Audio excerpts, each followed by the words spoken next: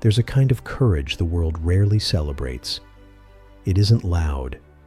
It doesn't wear medals. And it doesn't show up only in moments of war, disaster, or headlines. It's quieter than that. More stubborn. More personal.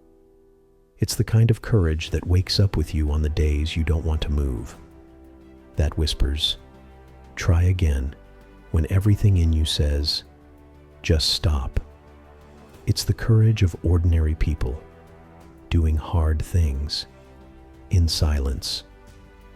We often mistake courage for fearlessness, but that's not what it is. Fearlessness is ignorance of danger. Courage is knowing the danger, feeling it, and choosing to go forward anyway. A soldier charging into battle is courageous, not because he feels no fear, but because he walks in with it. Because something within him is louder than the fear. That something is meaning.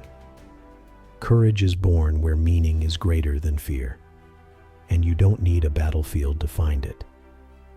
Sometimes courage is choosing to leave. A toxic relationship, a soul-crushing job, a place that no longer fits the shape of who you are becoming.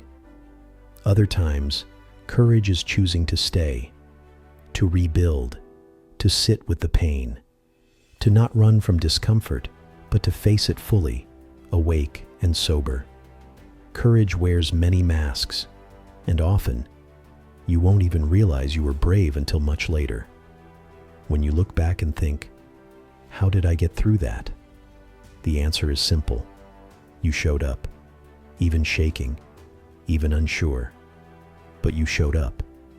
That is courage.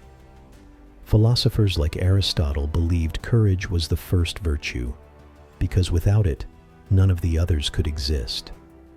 How can you be honest if you're too afraid of rejection? How can you be compassionate if you fear being seen as weak? How can you grow if you fear failure so much you never try? Courage is the foundation, the soil from which character grows. And no, you don't have to be ready to be brave. In fact, most acts of courage begin when you're not ready, when the heart pounds, when the voice shakes, when your legs want to turn and run. And yet, you take the step anyway. That's what separates the brave from the comfortable. We live in a world addicted to safety, to guarantees, to the illusion of control. But real life is full of unknowns. There are no perfect conditions, no certainty, no map that tells you exactly what the right path is.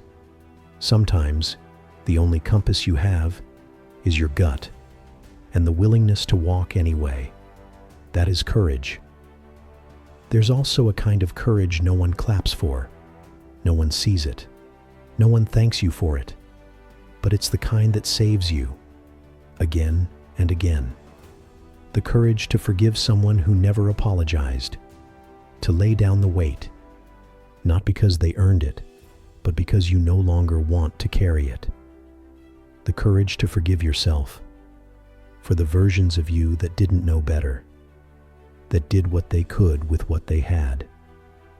That kind of courage rewrites your story from the inside out. Sometimes courage isn't a battle cry. It's the moment you open your eyes in the morning and decide to face a day you've been dreading. It's making that phone call, walking into that room, asking for help when your pride says, "Stay quiet." It's walking away from a life that looks good on the outside, but starves your soul. It's choosing to heal when it's easier to stay numb. It's standing still when everything tells you to run, not out of stubbornness, but because somewhere inside you know you were not born to live in fear. You may never slay dragons, or stand on a podium, or be remembered in history books, but you might be the kind of courageous who holds someone's hand in their final hour, who sits with a friend in grief, offering no answers, just presence. You might be the kind who chooses kindness when cruelty would be easier, who listens, truly listens, in a world obsessed with being heard. You might be the kind of courageous who keeps loving, even after your heart has been broken. And if that's you, keep going. You don't need to feel brave to be brave. You just need to move, even if it's one trembling step at a time, even if no one sees it but you. Because the truth is, courage doesn't always roar.